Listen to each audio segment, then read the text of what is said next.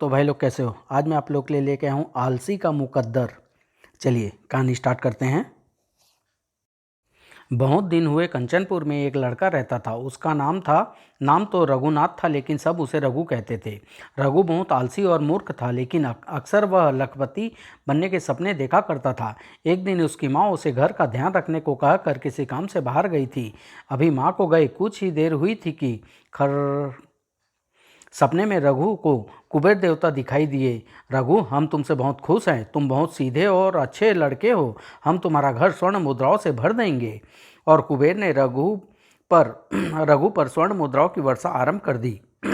आहा, इतनी स्वर्ण मुद्राएं! हा हा, मैं सबसे धनी हो गया। अभी उस पर स्वर्ण मुद्राओं की वर्षा हो रही थी कि उसकी माँ घर लौट आई। हाय हाय, कमबख्त मज़े से सो रहा है और कुत्ता सारा दूध चट किए जा रहा है। आज मैं भी इसे छठी का दूध याद दिलाकर रहूंगी। और तभी उसने डंडा उठाकर रघु की पिटाई आरंभ कर दी। आह कुबेर जी, जरा धीरे धीरे स्वर्ण मुद्राओं की वर्षा कीजिए। आह, मर गया। तभी डंडों की चोट से तिलमिलाकर रघु ने आंख खोल दी। हाय माँ, तूने सब सत्यानाश कर दिया। कुबेर देवता मुझ पर स्वर्ण मुद्राओं की वर्षा कर रहे थे और तू यहाँ मज़े से सो रहा है और कुत्ता सारा दूध पी गया। आज मैं तुझे नहीं छोड़ूंगी, आलसी नासपीटे। माँ, मेरी बात तो सुन। माँ, मैं सोया नहीं था। मैं तेरी कोई बात नहीं सुनूंगी। कमबख्त, तेरे आलस ने मेरा बेड़ा गर्क कर दिया। हाय, मेरा सब कुछ लूट गया।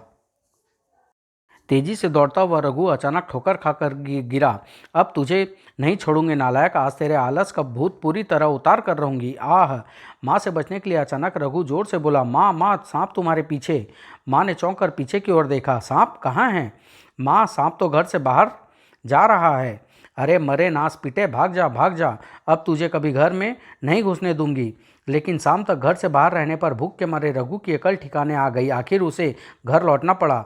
माँ, मुझे माफ़ कर दे माँ, अब कभी आलस नहीं करूँगा, सब काम ठीक करूँगा। सच कह रहा है? भगवान की कसम खाकर कह। सच कह रहा हूँ, तुम्हारी कसम माँ, अब कभी आलस नहीं करूँगा। अरे मरे नास पीटे, मेरी ही कसम खा रहा है। हाँ हाँ, जानती हूँ, तू तो मुझे ही मारना चाहता है। सुन रहे हो रघु के बापू, तुम तो चले गए और मुझे इस दुष्ट के हाथों दुखी होने के लिए क्यों छोड़ गए? बू हु। अचानक तभी रघु के मुंह से निकल गया, बापू, माँ को अपने पास बुला क्यों नहीं लेते? अरे क्या कह रहा है? मुझे तू जीते जी अपने बापू के पास भेज रहा है? मैं तो पहले ही जानती थी तू मुझे मारना चाहता है। माँ, मैं तेरे हाथ जोड़ता हूँ, पाँव पड़ता हूँ, मुझे माफ़ कर दे। अब तू जो कहेगी वही करूँगा। माँ, मैं नगर में काम करने जाऊँगा। क्या कहा? तू काम करने जाएगा? अरे तो नालायक, यह बात तूने पहले क्यों नहीं कही थी? माँ, कहता कैसे? तुमने मुझे कहने का मौका ही कहाँ दिया था? और अगले दिन सुबह जब रघु खूब खा पी कर नगर जाने को तैयार हुआ, यह ले, मेरे पास यह दो ही कंगन बचे हैं, इन्हें बेचकर कोई अच्छा सा काम करियो। माँ, तू चिंता न कर, ऐसा अच्छा काम करूँगा कि तू हमेशा याद करेगी। मेरी बात कान खोलकर सुन ले, कहीं रास्ते में सो नहीं जाना। खूब कमा कर लाना। नहीं सोऊंगा माँ, कहीं नहीं सोऊंगा और खूब कमा कर लाऊंगा। कुछ देर पहुंचकर रघु ने मुड़ कर देखा। अभी तक दरवाजे पर खड़ी है, मुझे देख रही है। घर में कभी चैन से सोने नहीं दिया। चलो अब नगर में पहुंचकर खूब सोऊंगा। बहुत देर तक चलने के बाद रघु एक बाग के पास पहुंचा। रघु उस बाग में जाकर ठंडी छाया में बैठ गया। तभी उसे बैठे कुछ ही देर हुई थी कि एक बहेलिया उधर आ निकला। चलो बातें करने के लिए एक साथी तो आया। कोई गांव का उल्लू उल्लू दिखाई देता है, चलो आज इसी को उल्लू से उल्लू बनाया जाए। कुछ देर इधर उधर की बातें करने के बाद जब रघु ने नगर में जाकर काम करने की बात कही, काम करने नगर में जा रहा है? अवश्य इसके पास धन होगा। अरे भैया, लेकिन नगर में काम कैसे करोगे? काम करने के लिए तो बहुत सारे धन की ज़रूरत होती है। यह समझता है कि मेरे पास धन नहीं, खाली हाथ हूँ, मूर्ख कहीं का। माँ ने मुझे असली सोने के दो कंगन दिए हैं, इन्हें बेचकर कोई काम करूँगा। सोने के चमकते कंगन देख बहेलिया के मन में कंगन हड़पने की तरकीब बुलबुलाने लगी। इन कंगनों को बेचकर भी तुम कोई काम नहीं कर सकोगे। हाँ, मैं तुम्हें एक तरकीब बता सकता हूँ। तरकीब? हाँ भैया, जल्दी से कोई तरकीब बताओ। धन कमा कर नहीं लौटा तो मेरी माँ घर में नहीं घुसने देगी। देखो भैया, यह जो मेरे पास उल्लू है, यह ऐसा ऐसा वैसा उल्लू नहीं, लक्ष्मी जी का वाहन है। इस पर बैठकर लक्ष्मी जी लोगों के घर जाती है। सच भैया? लक्ष्मी जी का उल्लू? जय लक्ष्मी मैया की। हाँ भैया, यह उल्लू जमीन में गड़े धन का पता बताता है। भैया तुम्हारी मेहरबानी, तुम कितने अच्छे हो। यह लो कंगन, मुझे यह उल्लू दे दो, मैं जीवन भर तुम्हारा उपकार नहीं भूलूंगा। और बहेलिया ने कंगन लेकर रघु को वह उल्लू दे दिया। उल्लू खरीद कर रघु गांव की ओर चल दिया और बहलिया नगर की ओर। दोनों सोच रहे थे, कैसा उल्लू बनाया। जंगल से पकड़ा उल्लू उसे लक्ष्मी का वाहन बताकर भेज दिया। बड़ा मजा आएगा जब उल्लू उसे छिपे धन का पता नहीं बताएगा। ही। अब मैं सबसे बड़ा धनी बनूंगा। यह उल्लू मेरे घर में धन की वर्षा करेगा। 2 कंगन देकर उस मूर्ख से लक्ष्मी जी का वाहन उल्लू ले लिया। ही। गांव में जब माँ को जाकर उल्लू की सारी कहानी सुनाऊंगा तो माँ बहुत खुश होगी, मुझे बहुत प्यार करेगी। रघुनाथ गांव पहुंचा। अरे यह क्या, नगर से उल्लू खरीद कर लाए हो? अरे रघु भैया, अब क्या उल्लू पालोगे? अरे उल्लू उल्लू तोता मैना तो सभी पालते हैं, अब तू क्या उल्लू पालेगा? उल्लू मुझे उल्लू कह रहे हैं। कल यही सब आकर मेरे पांव पकड़कर कहेंगे, रघुनाथ सेठ हमें माफ़ कर दो। आगे चलने पर गांव के बच्चे ने उन्हें घेर लिया। रघु भैया लाए उल्लू, उल्लू भैया लाए उल्लू। भाग जाओ नहीं तो लाठी मार मार कर एक एक की टांग तोड़ दूंगा। उनसे पीछा छुड़ाकर रघु जब घर में पहुंचा, अरे तू लौट आया, और इस पिंजरे में क्या है? उल्लू? नास पीटे नालायक, तू उल्लू क्यों लाया है? माँ, यह ऐसा वैसा उल्लू नहीं, 2 कंगन देकर लाया हूँ। क्या कहा? सोने के 2 कंगनों के बदले तू यह उल्लू लाया है? अरे उल्लू, तेरी अक्ल क्या घास चरने चली गई थी? हाय हाय, मैं लूट गई, मैं बर्बाद हो गई। मरे नास पीटे, निकल जा मेरे घर से, अब तुझे यह उल्लू ही रोटी खिलाएगा। माँ मेरी बात तो सुनो माँ, मर गई तेरी माँ। अब कभी घर में घुसा तो हड्डी पसली एक कर दूंगी। रघु भागता हुआ बहुत दूर तक चला गया। जब उसने पलट कर देखा, अरे माँ नहीं है। चलो जान बची। मूसल मार मार कर हाथ पांव ढीले कर दिए। इस पेड़ के नीचे बैठकर आराम करना चाहिए। सुबह घर से निकला, शाम को हाथ थक कर घर लौटा। माँ ने मेरा हाल चाल भी नहीं पूछा, हलवा पूरी भी नहीं खिलाई, उल्टे हाय मूसल से मेरी कमर तोड़ दी। कुछ ही देर में वहाँ रघु के खर्राटे गूंजने लगे। यह भी कैसा उल्लू है, दोपहर से अब तक न तो खुद खाया है और न ही मुझे कुछ खिलाया है। और जब रघु की नींद खुली तो ओह रात हो गई। अब उल्लू से धन का पता पूछकर धन लेकर घर लौटना चाहिए। माँ धन देखेगी तो गले से लगा लेगी। उल्लू जी जल्दी से मुझे धन का पता बताओ। और जब उल्लू कुछ नहीं बोला तो रघु ने पिंजरे को फेंक मारा। मार दिया, मार दिया। उल्लू को मनुष्यों की तरह बोलता देख रघु हैरान रह गया। मुझे माफ़ कर दो उल्लू देवता, मुझसे बहुत बड़ी गलती हो गई। अब कभी ऐसी गलती नहीं करूँगा। अपने कान पकड़ता हूँ। उल्लू तुम नहीं, मैं हूँ। अच्छा अच्छा, पहले मुझे इस पिंजरे से बाहर निकालो, फिर मैं तुम्हें धन का पता बताऊंगा। लेकिन एक बात याद रखना, मैं एक दिन में एक बार ही बताता हूँ। और जब रघु ने उल्लू को पिंजरे से निकाल दिया, अरे यह तो उड़ गया, कहीं सचमुच मुझे उल्लू तो नहीं बना गया? ओ बड़े भाई उल्लू, मुझे धन का पता तो बताते जाओ। तुम भी चले गए तो मैं क्या करूँगा? अरे मेरे पीछे चले आओ, मैं तुम्हें जमीन में गड़े धन के पास ले जा रहा हूँ। जंगल में पहुंचकर उल्लू नीचे उतरा। रघु, इस पेड़ के नीचे धन छिपा हुआ है, तुम गड्ढा खोद कर निकाल लो। रघु ने पेड़ के नीचे गड्ढा खोदना प्रारंभ कर दिया। कुछ देर बाद, अरे यहाँ तो सचमुच धन गड़ा है। आहा, मैं इस धन से व्यापार करूँगा। उल्लू भैया तुम बहुत अच्छे हो। धन को देखकर रघु की आंखें चौंधिया गई। अगर मैं इस उल्लू को और धन का पता पूछूं तो फिर मेरे पास बहुत धन होगा। पहले इसे पकड़ लूं, कहीं भाग ना जाए। और फिर रघु ने झपट कर उल्लू को पकड़ लिया। उल्लू भैया मुझे और धन का पता बताओ, इस थोड़े से धन से मैं क्या करूँगा? देखो रघु, मैंने पहले ही कहा था, मैं एक दिन में एक बार ही धन का पता बताता हूँ। अब मुझे छोड़ दो। मुझे उल्लू बना रहा है। आज मैं इसकी अकल ठीक कर दूंगा। तुम ऐसे नहीं बताओगे। अभी 2-4 पत्थर मारूंगा तो झट से सब कुछ बता दोगे। उल्लू को जमीन पर रख रघु पत्थर से मारने लगा। रघु, मैं मर जाऊंगा। रघु मुझे छोड़ दो, मैं एक बार ही बता सकता हूँ। आह, अबे हमने बड़े बड़े उल्लुओं को आदमी बना दिया है। तू किस गाँव का उल्लू है? फिर कुछ देर बाद, अरे यह उल्लू कुछ बोल क्यों नहीं रहा? अरे यह तो मर गया। अब मुझे धन का पता कौन बताएगा? हाय, मैं लखपति कैसे बनूंगा? और फिर उस गड्ढे से धन निकालकर रघु गांव की ओर चल दिया। आधी रात को रघु घर पहुंचा। माँ माँ, दरवाज़ा खोलो, देखो मैं कितना धन लाया हूँ। माँ, उल्लू ने ढेर सारा धन दिया है। यह मुझे बेवकूफ़ बना रहा है। इस तरह दरवाज़ा खुलवा कर यह रोटी मांगेगा। पहले खिड़की में से धन फेंक कर दिखा, मैं भी तो देखूं कैसा धन लाया है। और जब रघु ने खिड़की से स्वर्ण मुद्राएं अंदर फेंकी तो अरे, यह आलसी तो सचमुच धन ले आया, स्वर्ण मुद्राएं। उसने झट से दरवाज़ा खोलकर रघु को गले लगा लिया। रघु मेरे प्यारे बेटे, अरे मुझे तो पहले ही पता था तू ऐसा वैसा उल्लू थोड़ी ही लाएगा। चल बेटा भीतर चल, मैं अभी तुझे हलवा पूड़ी खीर बनाकर खिलाती हूँ। माँ हलवा पूड़ी तो सुबह बनाकर खिला देना, अभी तो जो घर में रखा है उसे ले आओ, बहुत जोर की भूख लगी है। अगले दिन, माँ मैं सारा धन लेकर नगर में जाऊंगा, वहाँ व्यापार करूंगा और फिर एक बहुत बड़ी हवेली बनाऊंगा, फिर मैं तुम्हें भी वहाँ बुला लूँगा, फिर मैं तेरा ब्याह करूंगी, चांद सी दुल्हन लाऊंगी। अरे बेटा तू रुक क्यों गया, ले और खा, इतना तो चिड़िया ही खाती है। बस माँ बहुत खा लिया, मुझे बहुत दूर जाना है, अब मुझे जाने दे, नगर में पहुंचकर व्यापार भी करना है। सारा धन एक पोटली में बांधकर रघु नगर की ओर चल दिया। नगर में पहुंचकर रघु सारा दिन इधर उधर घूमता रहा, लेकिन उसे कोई काम समझ नहीं आया। आखिर हार थक कर वह एक कबाड़ी की दुकान पर पहुंचा। आओ भैया आओ, घर गृहस्थी की सभी चीज़ें हैं मेरी दुकान में, बोलो तुम्हें क्या खरीदना है। भैया खरीदना कुछ नहीं, बस एक बात पूछनी है। बात पूछनी है तो कहीं और जाओ, मेरे पास तुम्हारी बात का जवाब देने के लिए समय नहीं है, दुकान के सामने से हटो, ग्राहक आ रहा है। कबाड़ी ने एक युवती को दुकान की ओर आते देखा। बोलो माता जी क्या खरीदना है। मूर्ख, मुझे माता जी कहता है, अभी तो मेरी शादी भी नहीं हुई। और युवती मुड़कर दूसरी ओर चली गई। देखा, तुमने मेरा एक ग्राहक लौटा दिया, जल्दी बोलो क्या पूछना है तुम्हें। भैया हम तो नगर में व्यापार करने आए थे, सुबह से शाम हो गई, लेकिन समझ नहीं आ रहा काम क्या करूं। व्यापार करने के लिए तो बहुत सा धन चाहिए, तुम्हारी गांव में भी कुछ दाम है। तभी रघु ने पोटली खोल कर दिखाई तो कबाड़ी की आंखें खुशी से चमक उठी। अरे अरे, जल्दी से पोटली बांध ले, अगर किसी चोर उचक्के ने देख लिया तो सब माल उसकी जेब में होगा और तुझे रसीद भी नहीं मिलेगी। एकदम मूर्ख लगता है इसे, यह कुल्हाड़ी जादू की कुल्हाड़ी बताकर बेच देता हूँ।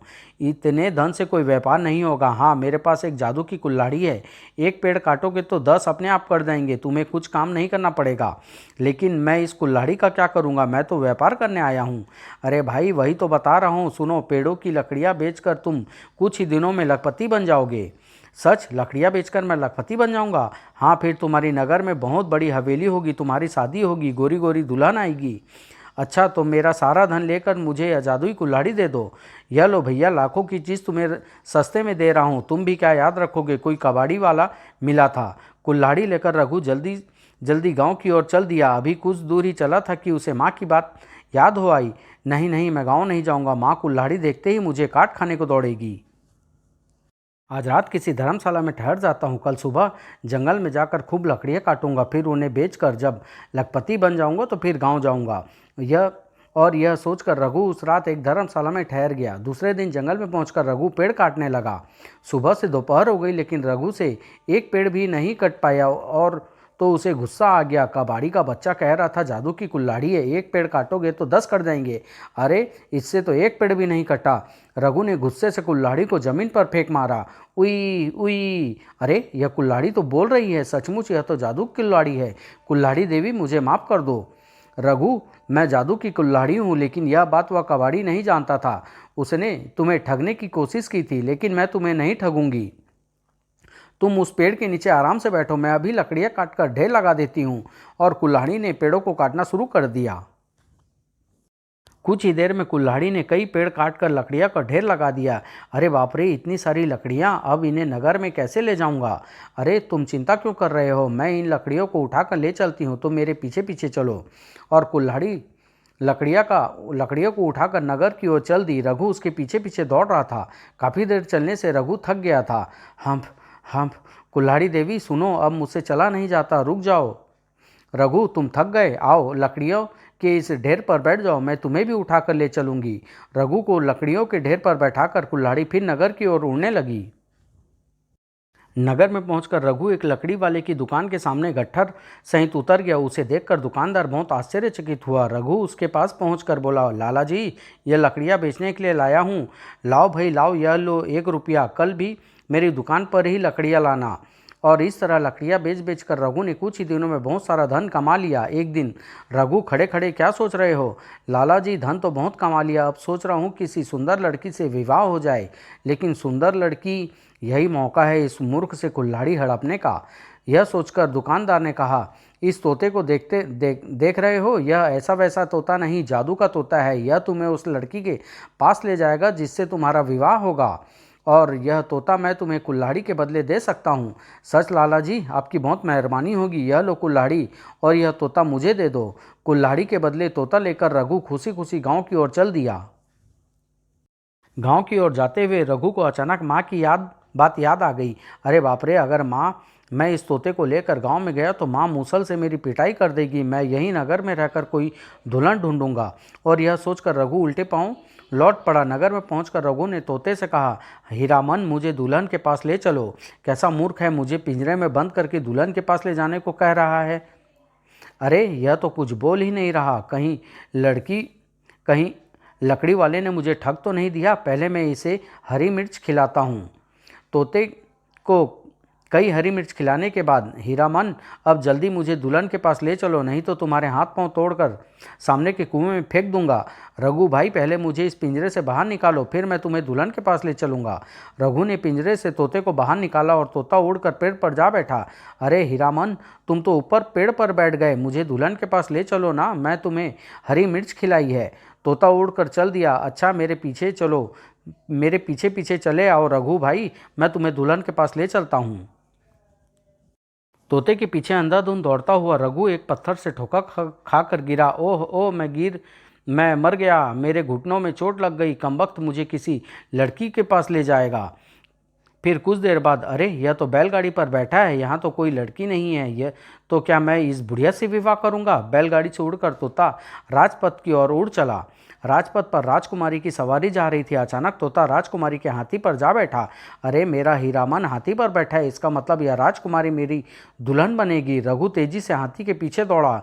अरे रुको रुको, राजकुमारी को कहाँ ले जा रहे हो। अरे इससे तो मेरा विवाह होना है, रुको रुको। रघु की बात सुनते ही राजकुमारी को गुस्सा आया। कौन है यह बदतमीज, सैनिकों पकड़ लो इसे और 10 कोड़े मारो।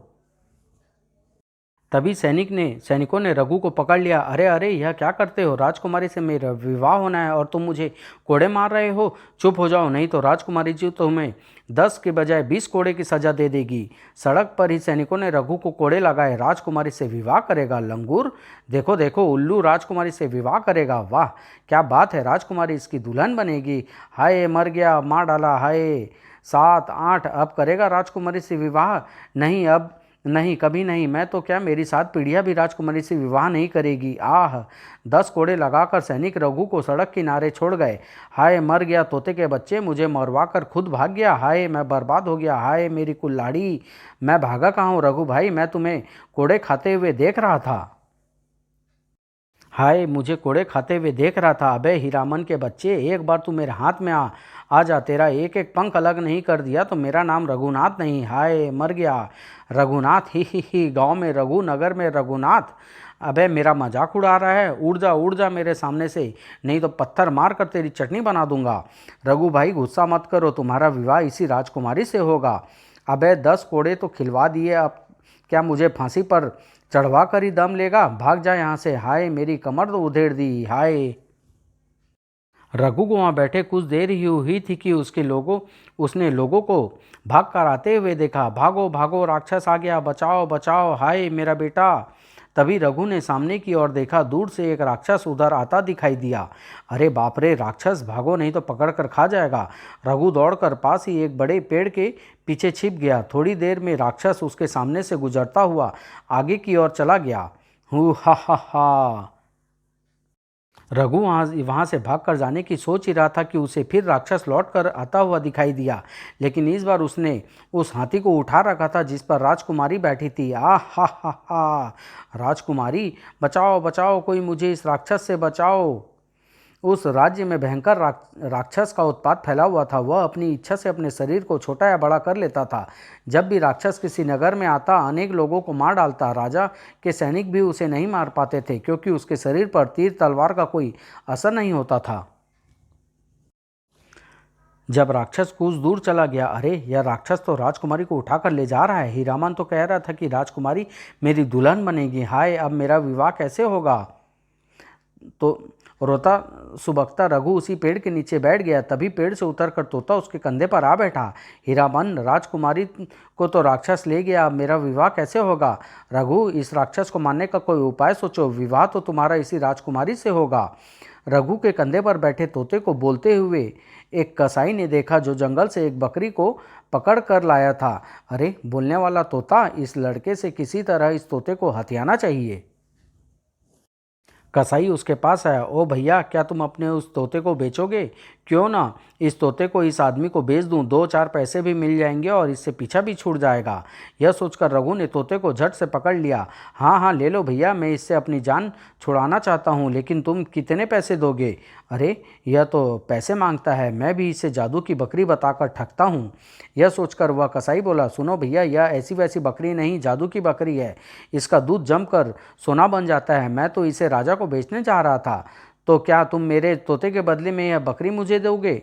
बकरी तो बहुत कीमती है, लेकिन तुम सीधे साधे लगते हो, इसलिए तुम्हें दे देता हूँ। यह लो भैया, यह तोता मुझे दे दो। बकरी के बदले तोता लेकर वह कसाई जल्दी जल्दी वहां से चल दिया। घर जाकर जब बकरी का दूध निकालेगा तो मूर्ख को पता चलेगा। ही।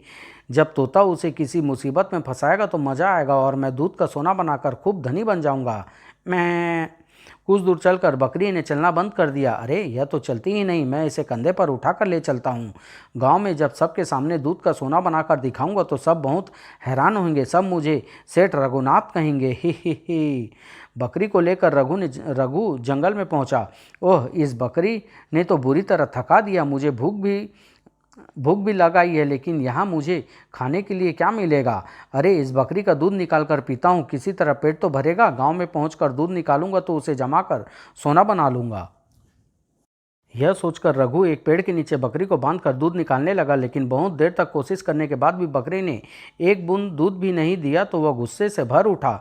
मैं हूँ, लगता है यह बिना मार खाए दूध नहीं देगी। तभी रघु ने पास के एक पेड़ से लकड़ी तोड़ी और बकरी की टांगों पर जोर जोर से मारने लगा। दूध नहीं देगी तो मार कर सीधा कर दूंगा। हमें ही नखरे दिखाती है। मैं उधर वह राक्षस राजकुमारी को घने जंगल में लेकर पहुंचा। अब वह अपने सामान्य कद में आ चुका था। हा हा हा, राजकुमारी, अब तुम्हें मेरे साथ विवाह करना होगा। नहीं, मैं तुमसे विवाह नहीं करूंगी, तुम दुष्ट हो। अगर तुम मुझसे विवाह नहीं करोगी तो मैं तुम्हें खा जाऊंगा। आह हा हा। अचानक राक्षस हंसना छोड़कर जोर जोर से चिल्लाने लगा। आह आह, मेरी टांग में यह दर्द कैसे हो रहा है? आह हाय, मैं मर गया। कौन है जो मेरी टांग तोड़ रहा है? आह हाय हाय, मेरी टांग, ओह मेरी दूसरी टांग, हाय मैं मर रहा हूँ। यह तुम्हें क्या हो रहा है? तुम ऐसे क्यों चिल्ला रहे हो? आह, मैं मर गया। राजकुमारी, मेरी जान एक सफ़ेद बकरी में है। उस बकरी को मैंने काले पहाड़ की चोटी पर एक गुफा में बंद कर रखा है। आह, मुझे ऐसा लगता है किसी ने उस बकरी को पकड़ लिया है और उसे मार रहा है। आह, मैं उस बकरी के पास जा रहा हूँ, थोड़ी देर में लौट कर आऊँगा, तुम यहीं रहना। आह, कहीं तुम भाग ना जाओ, इसलिए मैं तुम्हें इस पेड़ में बांध जाता हूँ। राक्षस उसे पेड़ से बांध कर चला गया। इसका मतलब उस राक्षस की जान एक सफ़ेद बकरी में है। अगर वह बकरी मेरे हाथ आ जाए तो मैं झट से उसकी गर्दन मरोड़ दूं। मुझे यहाँ से भाग निकलना चाहिए, लेकिन मैं यहाँ से कैसे भाग सकती हूँ? किसी तरह इस रस्सियों को तोड़ना चाहिए। तभी राजकुमारी को अपना हाथी उधर आता दिखाई दिया। अरे, मेरा ऐरावत इधर ही आ रहा है। आओ आओ, मेरे पास आओ ऐरावत, मुझे राक्षस की कैद से छुड़ाओ। जब ऐरावत उसके पास आया तो ऐरावत, इन रस्सियों को तोड़ दो, जल्दी करो, नहीं तो राक्षस आ जाएगा। कुछ ही देर में ऐरावत ने राजकुमारी के बंधन खोल दिया और फिर राजकुमारी ऐरावत पर बैठकर चल पड़ी। जंगल में जाते हुए अचानक राजकुमारी की दृष्टि रघु पर पड़ी। सफ़ेद बकरी की ओर देखते ही राजकुमारी चौंक पड़ी। अरे, सफ़ेद बकरी, लगता है इसी बकरी में राक्षस की जान है। रघु के पास पहुंचकर राजकुमारी हाथी से उतरी। अरे, यह तो वही मूर्ख है जो मुझसे विवाह की बात कर रहा था। इसी राजकुमारी ने मुझे कोड़े लगवाए थे, लेकिन इसे तो राक्षस पकड़ कर ले गया था, फिर यह यहाँ कैसे आ गई? सुनो, तुम इस बकरी को जान से मार दो। इस बकरी में उस भयंकर राक्षस की जान है जो मुझे पकड़ कर ले गया था। राजकुमारी, अब कौन सा नई चाल चल रही हो? मैं इस बकरी को नहीं मारूंगा, मेरी प्यारी बकरी, और यह भी नहीं भूलूंगा तुमने मुझे कोड़े लगवाए थे। मैं तुमसे माफ़ी मांगती हूँ, जल्दी करो, इस बकरी को मार दो। तुम जितना चाहोगे मैं अपने पिता से उतना धन दिलवा दूंगी। पिछली बार 10 कोड़े लगवाए थे, इस बार तो फांसी पर ही चढ़ा दोगी। नहीं नहीं, मैं तुम्हें कोई सज़ा नहीं दूंगी। सुनो, मैं तुमसे विवाह करूंगी, लेकिन पहले तुम इस बकरी को मार दो, नहीं तो राक्षस आकर मुझे फिर उठा ले जाएगा। राजकुमारी मुझसे विवाह करेगी, मेरी दुल्हन बनेगी। ही। तुम सोच क्या रहे हो? जल्दी से बकरी को मारते क्यों नहीं? पहले तुम मुझसे विवाह करो, फिर मैं इस बकरी को मारूंगा। लेकिन मैं अभी विवाह कैसे कर सकती हूँ? फिर इस जंगल में विवाह कैसे हो सकता है? अभी राजकुमारी रघु से कुछ कहती कि तभी दूर से राक्षस आता दिखाई दिया। वह अपने विराट रूप में था। वह देखो राक्षस आ रहा है, जल्दी करो उस बकरी को मार दो, जल्दी करो बकरी की एक टांग तोड़ दो। लेकिन मैं इस बकरी को कैसे मारूं? तभी रघु ने बकरी की एक टांग तोड़ दी। बकरी की एक टांग टूटने से राक्षस की एक टांग टूट गई। हाय, मेरी एक टांग तोड़ दी, मैं तुम्हें जिंदा नहीं छोड़ूंगा। रघु ने बकरी की दूसरी टांग तोड़ी तो राक्षस नीचे गिर पड़ा। हाय, मेरी दोनों टांग तोड़ दी, मैं तुम दोनों को खा जाऊंगा। रघु, इसके हाथ भी तोड़ दो। यह लो, अब इसके दोनों हाथ तोड़ रहा हूँ।